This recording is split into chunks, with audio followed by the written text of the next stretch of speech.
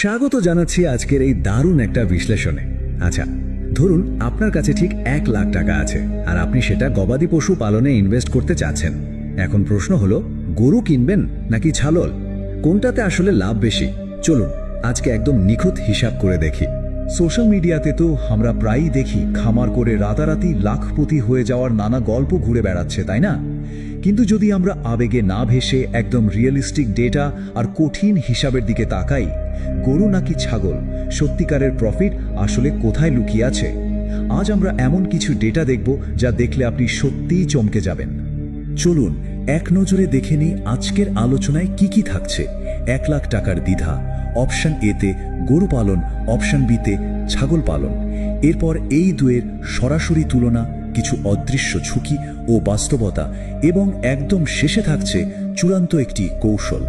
শুরুতেই চলে যাচ্ছে আমাদের প্রথম সেকশনে, অপশন এ গরু পালন, যা বেশ স্থিতিশীল এবং সহজ।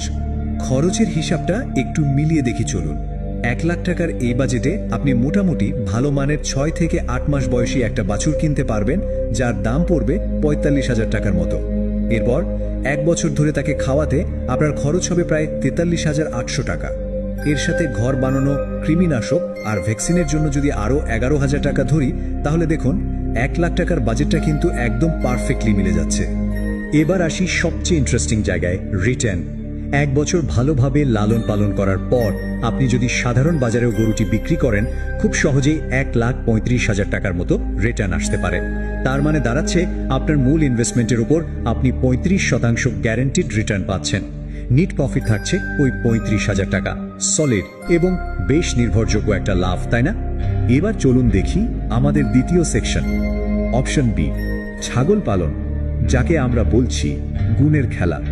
ছাগল পালনের প্রাথমিক বাজেটের দিকে তাকালে আমরা দেখছি 92,000 টাকা দিয়ে 8টি মাদি এবং 1টি পাঠা, মোট 9টি ব্ল্যাক বেঙ্গল ছাগল কেনা যাচ্ছে।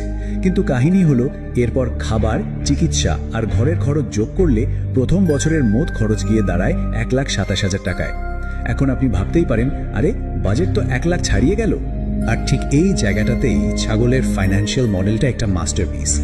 ছাগলের বিষয়টা অনেকটা সেলফ সাস্টেইনিং। মাত্র 5 মাস পরেই যখন আপনার প্রথম ব্যাচের বাচ্চাগুলো আসবে, সেগুলোকে একটু বড় করে বিক্রি করে দিলেই কিন্তু বাকি খাবারের ওই বাড়তি খরচটা খুব সহজেই উঠে আসে। তার মানে আপনার পকেট থেকে এফেক্টিভ বা প্রকৃত ইনভেস্টমেন্ট কিন্তু ওই 1,00,000 টাকার ভেতরেই থাকছে।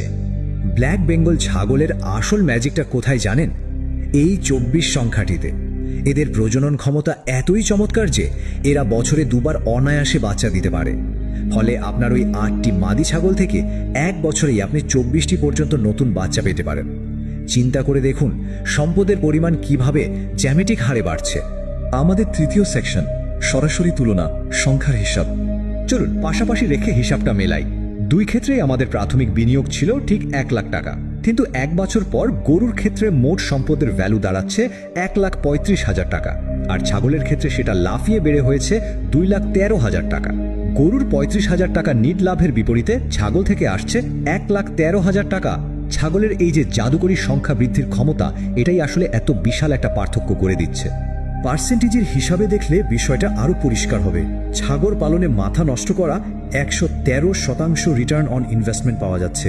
হ্যাঁ, ঠিকই শুনেছেন, 113%, যেখানে গরুর ওই 35% রিটার্নকে এখন কিন্তু অনেকটাই ম্লান মনে হচ্ছে। কিন্তু একটু দাঁড়ান, গল্পটা এখানেই শেষ নয়।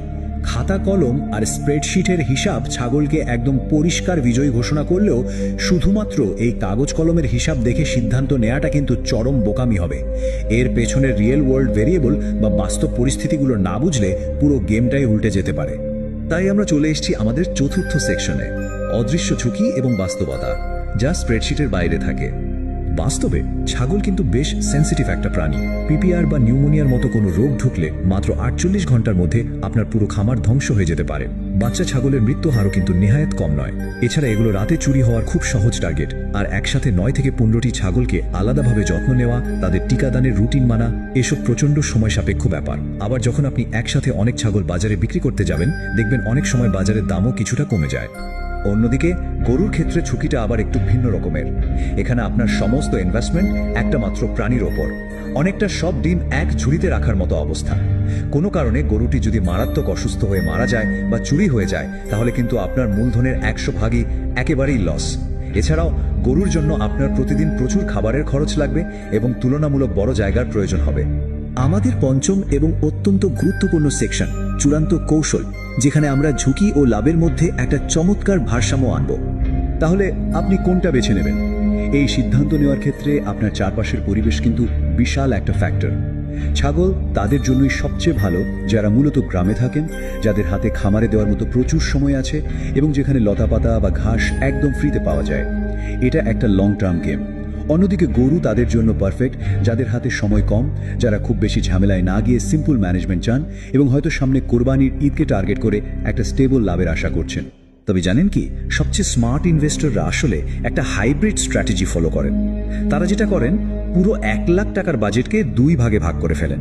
ধরুন 60,000 টাকা দিয়ে 5-6টি ছাগল কিনলেন আর বাকি 40,000 টাকা দিয়ে ছোট একটা বাছুর। এতে লাভ কি হলো? ছাগল থেকে আপনি পাচ্ছেন সেই হাই গ্রোথ বা বড় রিটার্ন, আর আপনার গরুটি কাজ করছে একদম সলিড একটা সেফটি নেট বা নিরাপদ ব্যাকআপ হিসেবে। দারুণ না বিষয়টা? আমাদের সবসময় মনে রাখতে হবে, যেখানে রিটার্ন বেশি সেখানে ঝুঁকিও সবচেয়ে বেশি থাকে।